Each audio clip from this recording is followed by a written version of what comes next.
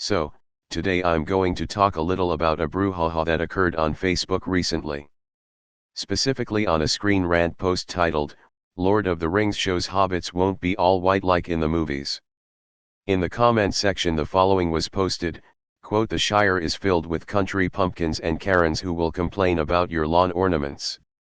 Everyone knows everyone, it is tiny. It is a place filled with crotchety white people who would call the cops if they saw a stranger in a hoodie, walking through their neighborhood. It is absolutely not diverse or open to outsiders." End quote. This comment got me thinking, so I decided to conduct further research by watching a Cracked video on said topic. Cracked was an American humor magazine. Founded in 1958, Cracked proved to be the most durable of the many publications to be launched in the wake of Mad magazine. What I discovered blew my mind. So what's the answer? Is Lord of the Rings racist? I don't know. Who knows? But I sure had fun trying to find out. So, without further ado, here is my reaction video. Please leave comments below and don't forget to subscribe for more illuminating video content. Enjoy.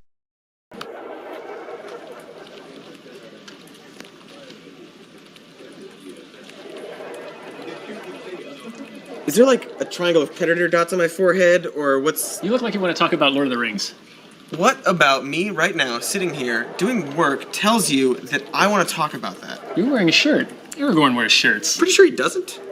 At least according to all the fan art I'm familiar with. You ever notice how this movies are all about religion? Yes, I do know that Tolkien and C.S. Lewis were devout Christians who put thinly veiled Christian themes in all of their works. Speaking of, I would love to get back to that thing. Work?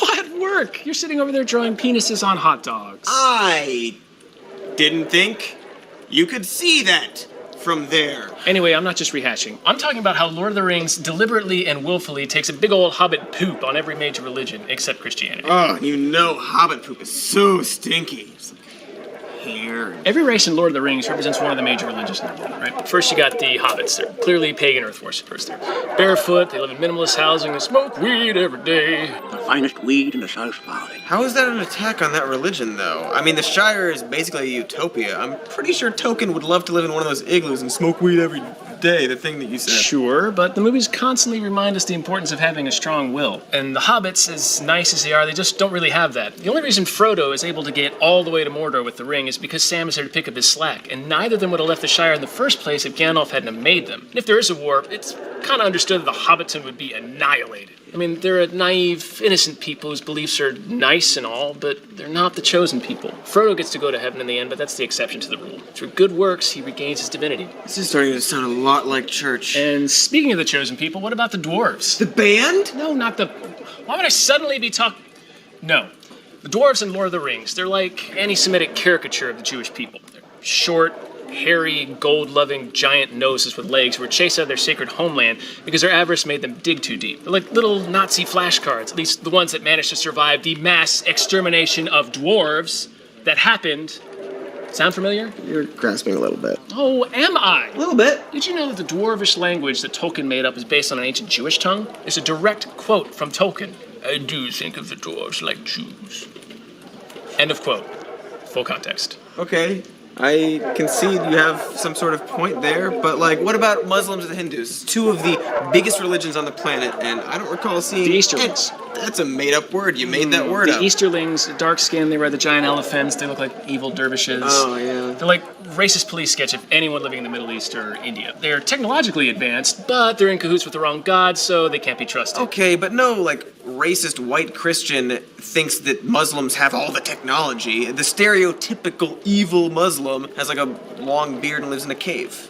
Maybe it's dwarves again. Tolkien was a student of medieval history and literature, and if Robin Hood, Prince of Thieves taught me anything, it did. It's the Muslims during the Crusades had things like math and telescopes that just confounded all the white people. How did your uneducated kind ever take Jerusalem? Tolkien's version of Muslims have a bunch of really awesome shit, but their souls are still corrupted. Who are the Christians then? Humans? No. Wrong. The humans are atheists or agnostics. Basically, all the people who stopped going to church. Because when they show up, that's when all the magic in Middle-earth starts to disappear, because all the world of man cares about is building kingdoms or industry or things you can touch with your With your hand. But they lost their spirituality. That's why the elves jump on their boats and bounce the fuck out of there. Jimmy Rollin. The elves, the Christians. Exactly, yeah. Divine, perfect beings who only fight when it's absolutely necessary. And at the end of the movies, when all the other religions of Middle-earth have to go back and scoop up giant mounds of elephant poop or trim the beards of giant wooden tree people, the elves get to move on to paradise. Because they were right all along. Also, Gandalf is straight up an angel sent down from heaven. Read the Silmarillion. Or the elves are like Buddhists or Shintoists, because they're a super exclusive group of warriors who only fight when they have to, and they live in a monastery. There are a lot of waterfalls. Seems vaguely Buddhist. All the elves' armor and weaponry looks vaguely Japanese, and when they vanquish the ultimate evil, they all get to move on to Nirvana. The band? No, not the band. But why would Tolkien, a self-described turbo-Christian, There's no way he said write a story glorifying Eastern religions? Oh, no.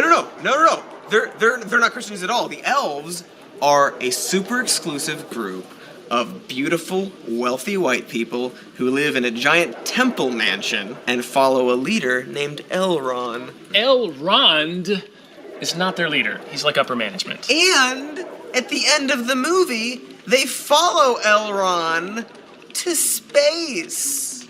What do you know, you person with things, ridiculous things coming out of your face? I spent the past 12 goddamn hours watching Lord of the Rings. I am the authority here. Oh, 12 hours, man.